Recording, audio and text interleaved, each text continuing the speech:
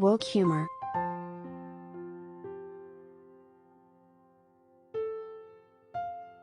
John Stossel reveals that woke humor is far too limited. Comedians who refuse to go woke. PostOpinion, June 23.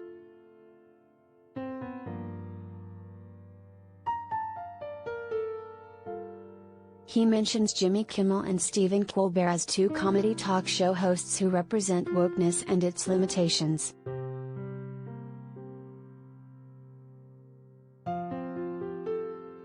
Kimmel used to be funny, but now he acts like he's running for office and is a beacon of moral superiority.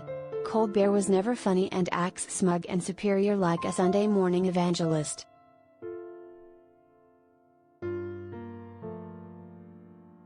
There are obvious times when some joke may or may not be appropriate, but that is strictly a situational occasion that doesn't warrant blanket censorship for all remarks. When conservative religious websites are out humoring traditional comics who suddenly find nothing funny, it's time to rewind our comedy values.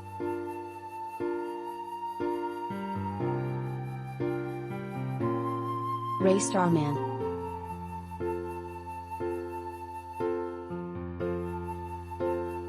Albany.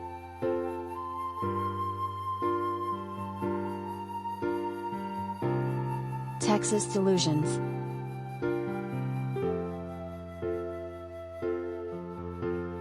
Last weekend, the Lone Star State's GOP passed what many are calling two far-right resolutions. Texas GOP rejects Biden's election, June 20th.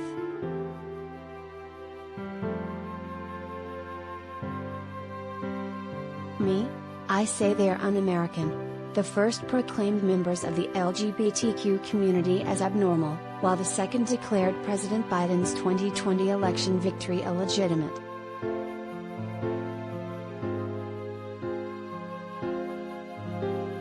For the good of the country, I urge all national associations planning to hold conventions in Texas to immediately cancel their reservations. In addition, I urge every state in the union to reduce its business ties to Texas by 50%. Lastly, I urge all colleges and pro sports teams to boycott playing games anywhere in the state this summer or fall.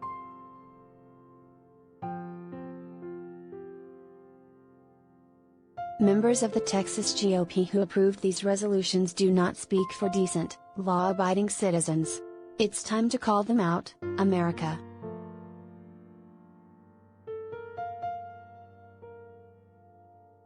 Denny Friedenrich.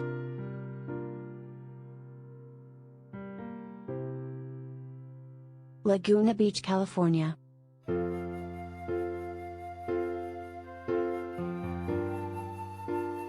Drug epidemic.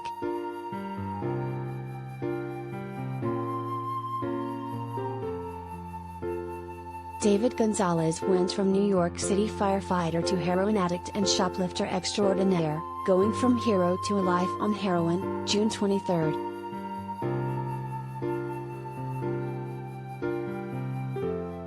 What exactly did I get from this article?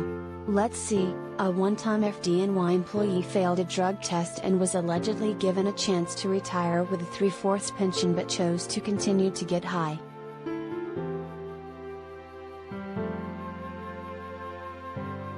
The Post's Stephen Yang stated he was worried Gonzalez was going to ask for money to follow him around injecting heroin into his neck. Instead, Gonzalez offered to buy Yang ice cream.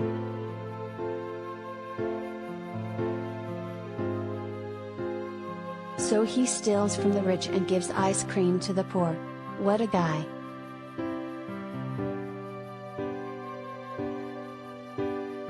Yes, there's an epidemic of drug addicts in our once great city.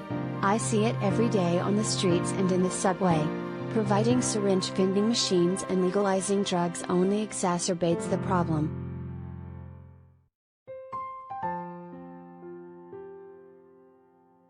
Unfortunately, Mayor Adams is more interested in Florida's parental rights in education bill than in the minutiae of everyday life in New York City.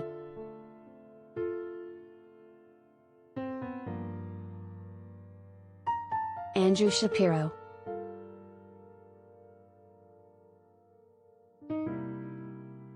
Ozone Park.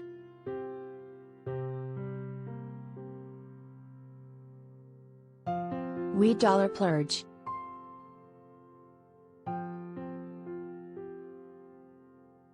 The Dormitory Authority of New York will spend $200 million in taxpayer dollars to rent places for weed shops, pots in store for ex-cons, June 23.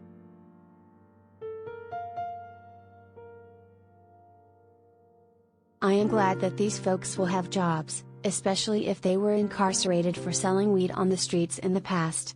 Back in my day, that's what happened, and it was not right back then.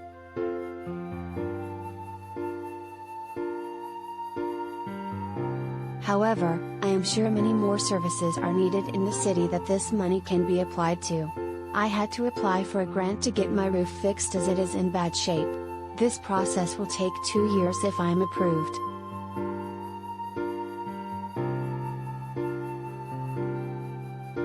Maybe I should set up a shop at my home and apply for assistance from the Dormitory Authority of New York instead.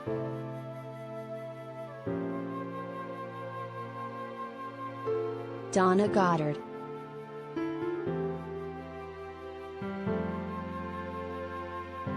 Ron Konkama.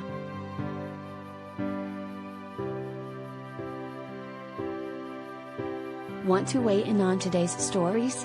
Send your thoughts, along with your full name and city of residence, to letters@nypost.com. Letters are subject to editing for clarity, length, accuracy and style.